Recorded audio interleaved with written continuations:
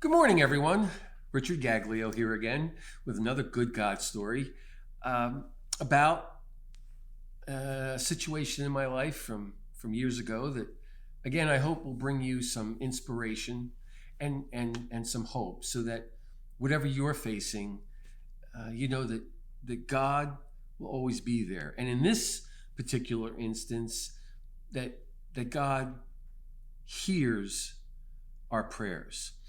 It says in Jeremiah 31, 3 and 4, I, God, have loved you with an everlasting love. I have drawn you with my loving kindness. I will build you up again, and you will be rebuilt. As I spoke to you in the last video, I told you how there was a period in my life where I had left God and left my beliefs and left my wife, and how we eventually reconciled. Well, soon after coming home, I was going back to my old church and just really sitting in the pew and soaking in the presence of God, trying to have my mind and my spirit heal. Well, during those first few months back, the school that was attached to our church was going on a mission trip to Venezuela. Somebody, and to this day I do not know who, someone paid for me to go on that mission trip. So on a Friday morning, I boarded a flight to Caracas, Venezuela at 6:30 in the morning with approximately 80 other people from our church, students in the senior class, parents, teachers, and workers. Because when we would go on these mission trips, we would go and the adults would build or help build whatever construction project was going on down there. In this particular case, we were helping to build an orphanage.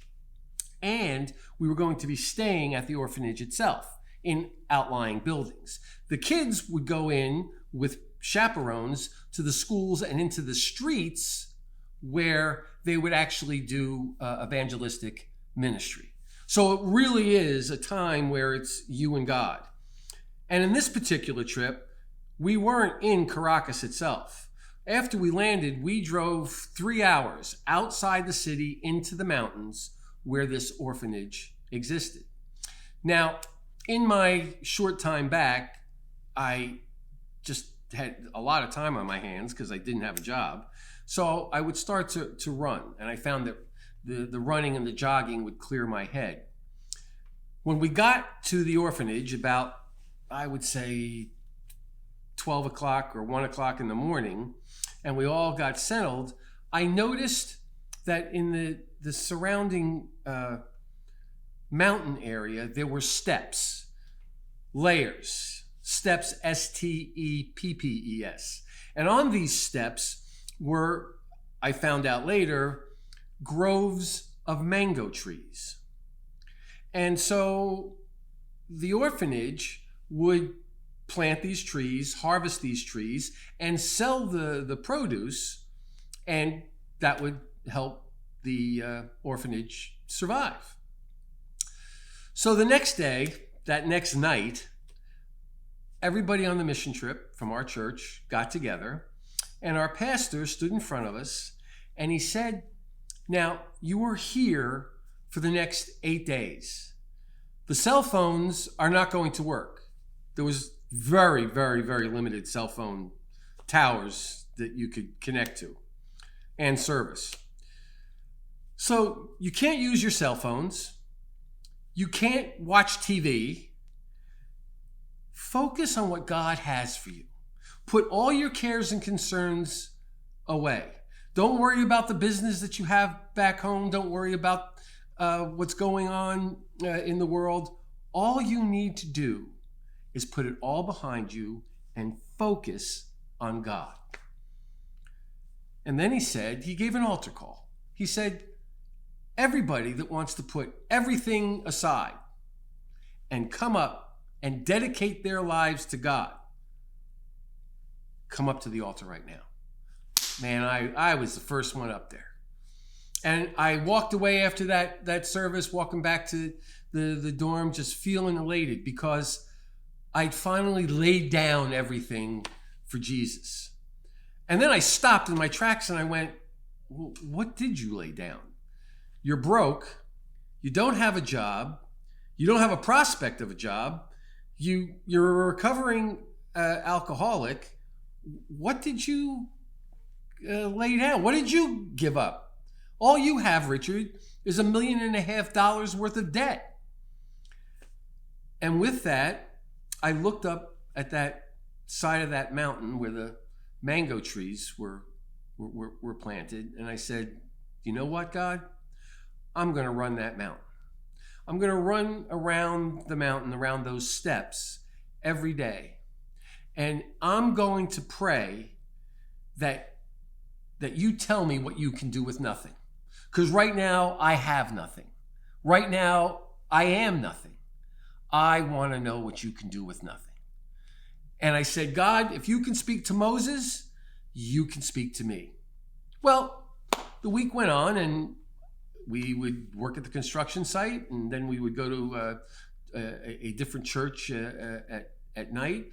And every day when I was finally back at the dorm, I would put on my jogging clothes, my sneakers, and I would walk up and I'd run that mountain around the side, up the side of the cliff, back in the back, and then down around again.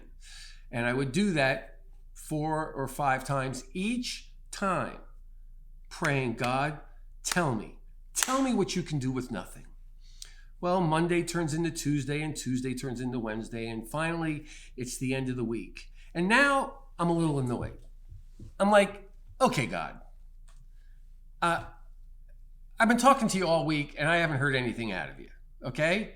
And I start to dig in and I start to run harder and I start to climb the hill faster. I'm like, God, you talk to Moses, you talk to these other men and women in the Bible. How come you can't talk to me? What's wrong with me? And as I'm saying this, in 120-degree heat, a chill goes down my spine. And I hear the voice of God as clear as bell say, Richard, do you really want to know what I can do with nothing? Now I'm scared. And I come up around to this grassy knoll on the back of the mountain, and I'm like, okay, do I want to know? I mean, now I'm thinking maybe God's going to tell me it's over. You had your shot. You failed. I mean, you can go to church, but the plans I had for you are over. And I had goosebumps in the middle of the overwhelming heat.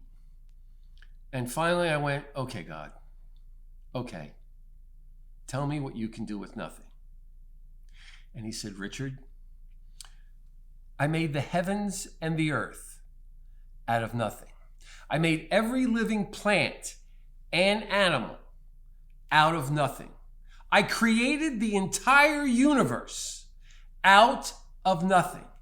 And if I can create the universe from nothing, then I can do something with your life. Strictly because now you are nothing. You are a blank slate. And I can put my handprint on your life, and you will follow me for the rest of your life. It took a while for all that to sink in while I was standing in that grassy part of the hill. God created the entire universe out of nothing. And he said, Richard, now because you are nothing, I can put my handprint on your life. After that, I don't remember running down the hill. I don't remember much of the rest of the day. I remember coming home, and I remember from that point on doing everything I could to serve God with my whole heart. So today, I don't know what you're facing. I don't know what troubles you may have, what troubles a loved one may have, what is going on that you believe is just so insurmountable that it's crushing your spirit. I'm here today to tell you that God will not only make something of your life, He is waiting to do it. He wants to make something of your life, because now that it's just you and Him, He's saying, I am loving you with an everlasting love. I am drawing you to me with my loving kindness, and I'm going to build you up again, and you will be permanently rebuilt. God has a plan and a purpose for you. That is a good God story. Thank you for listening to me. Have a great day.